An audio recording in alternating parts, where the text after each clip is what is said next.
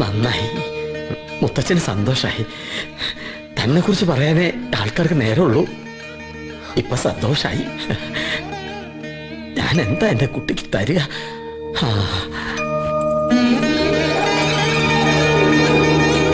ഇപ്പൊ ഇതേ ഉള്ളൂ എന്റെ കയ്യിൽ.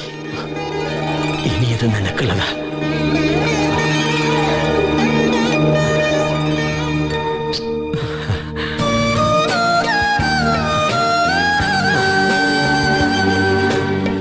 നന്നായി വരും, നന്നായി വരും.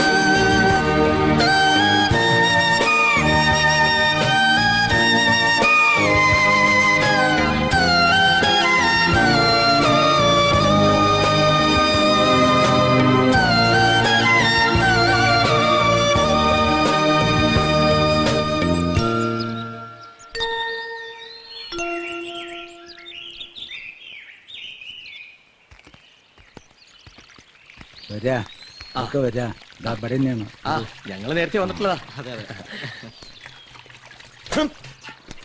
മൂപ്പര് കാലത്ത് തന്നെ അധ്വാനം തുടങ്ങി. വലിയ കൃഷിക്കാരനല്ലേ?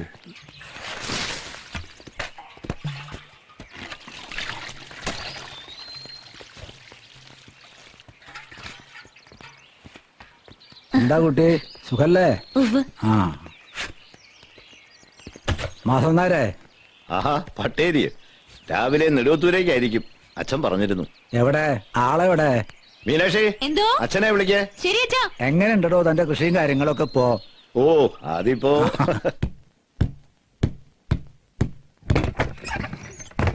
മുത്തച്ഛ,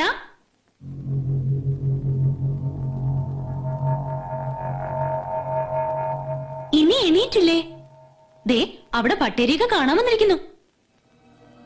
മുത്തശ്ശ, മുത്തശ്ശ, മുത്തശ്ശ, മുത്തശ്ശ, മുത്തശ്ശ, അച്ഛാ, അമ്മേ.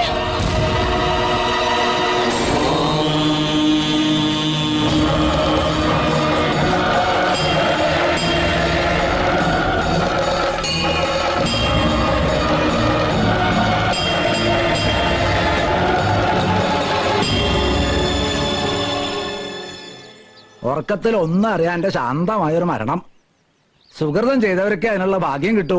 അതെ അതെ, സുഹൃതം ചെയ്യണം, അതാണ് മുഖ്യം. അതെ അതെ, വെളിച്ചപ്പാടെന്ന് വെച്ചാ നാരായണൻ നായർ ആയിരുന്നു വെളിച്ചപ്പാട്. അതെ. ഇനിയിപ്പോ ആരാവും അടുത്ത വെളിച്ചപ്പാട്? അതാണ് പ്രശ്നം. അങ്ങനെ ഏത് മ്ലേച്ഛനും കയറി വെളിച്ചപ്പാടാവാൻ പറ്റില്ല. എന്നെ ആയിരിക്കും ഉദ്ദേശിച്ചത്. ആദ്യം ദേവി ഒരാളെ തെരഞ്ഞെടുക്കണം. എന്ന് വെച്ചാ ദേവി ആൾക്ക് സ്വപ്നത്തിൽ വെളിച്ചപ്പെട്ടു എന്ന് സാരം.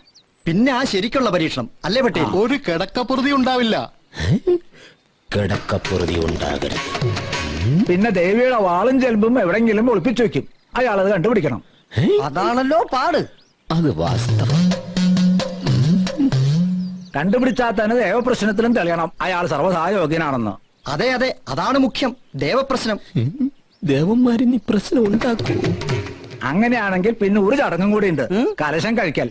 അതും കൂടി കഴിഞ്ഞാൽ ക്ഷേത്രത്തിൽ വെളിച്ചപ്പാടായി. ആദ്യം കിടക്കപ്പുറതി ഇല്ലാതാവണം, പിന്നെ വാളും ചിലമ്പും.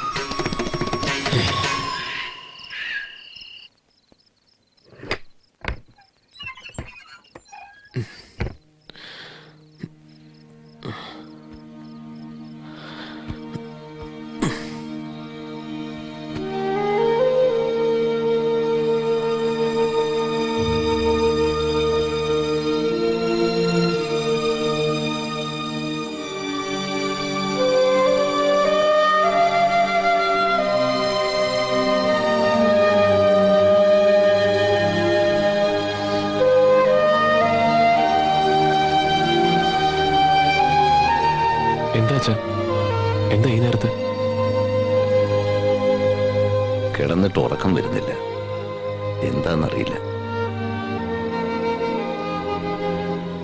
നീ പോയി കിടന്നോ, ഞാൻ കിടന്നോളാം. ചെല്ല്.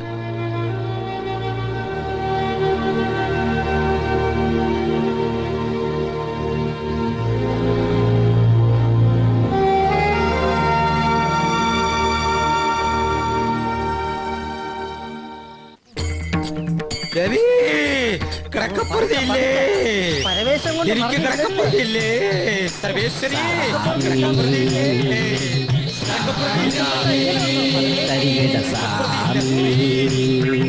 മാറിക്കേ. എന്താ ഇവിടെ പ്രശ്നം? എന്താ കാര്യം? കണ്ടൂടെ ദേ വെളിച്ചപ്പെട്ടുകൊണ്ടിരിക്കുക. അപ്പൊ എന്റെ പലിശ വെളിച്ചപ്പെട്ടുകൊണ്ടിരിക്കുമ്പോഴാണോ രാഘവൻ നായരെ പലിശ ചോദിക്കുന്നത്? സാക്ഷാൽ ദേവിയല്ലേ ഈ ഓടി കളിക്കുന്നത്? കിടക്കപ്പുറത്തില്ല ദേവി. ഇപ്പൊ ഇതുള്ളതാണോ? അതിന് ദേവപ്രശ്നം വെക്കണ്ടേ? പ്രശ്നം ഉണ്ടാക്കരുത്. വാളും ചിലമ്പം കണ്ടെത്തിയോ? ഇനി അതൊക്കെ വേണോ പൊതുവാളെ? സർവേശ്വരി ആ പവിത്രൻ സ്വാമിയൊക്കെ വെളിച്ചപ്പെട്ടു. നീ വാ. കണ്ടില്ലേ പൊറുതിയില്ലാതെ കിടന്ന് ഓടുന്നത്? നാട്ടുകാരെല്ലാം അറിഞ്ഞു കേട്ടോ. മാറി മാറി ആളുകൾ മാറിയേ അറിഞ്ഞില്ലേ നമ്മളെ മാധവൻ നായർക്ക് ഭഗവതി വെളിച്ചപ്പെട്ടു. സർവേശ്വരി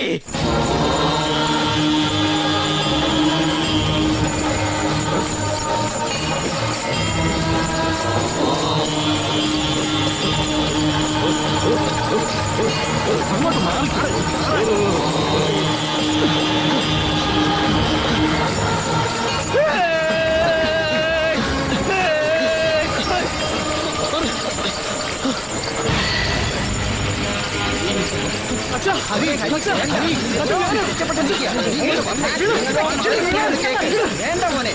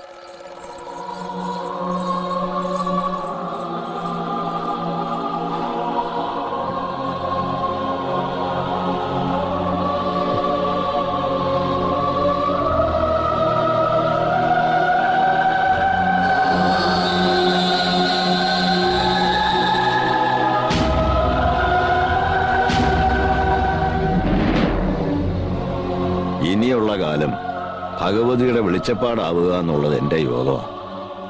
ദൈവനിശ്ചയം അതാണെങ്കിൽ അത് തിരുത്താൻ ആർക്കും ആവില്ല.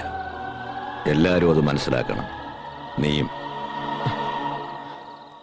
ശ്രമിച്ചു നോക്കി അച്ഛ, പറ്റുന്നില്ല. അച്ഛനെ ഈ രൂപത്തിൽ കാണാൻ ഇവിടെ ആർക്കും പറ്റുന്നില്ല.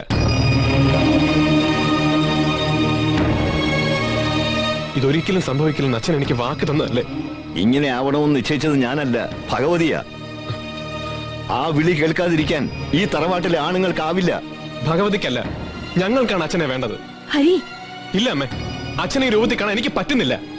ഞങ്ങളോട് അല്പമെങ്കിലും സ്നേഹം ഉണ്ടെങ്കിൽ വാളും ചിലമ്പും വെച്ചൊഴിയണം. അങ്ങനെ ആവാലോ. ഈ തറവാട്ടിൽ അങ്ങനെ ഒരു കീഴ്വഴക്കം ഉണ്ടായിട്ടില്ല ഇതുവരെ. ഞാനായിട്ട് അത് ചെയ്താൽ തലമുറകളുടെ ശാപം ഉണ്ടാവും. തലമുറകൾ, വിശ്വാസം, പാരമ്പര്യം, അതൊക്കെയാണോ അച്ഛന് ഞങ്ങളെക്കാ വലുത്?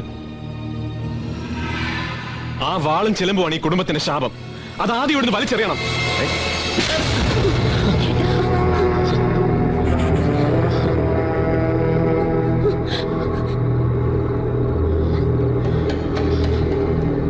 ഇറങ്ങടാ ഇവിടുന്ന്.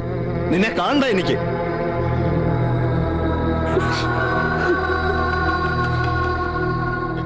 എവിടേക്കാന്ന് വെച്ചാ പോവാം.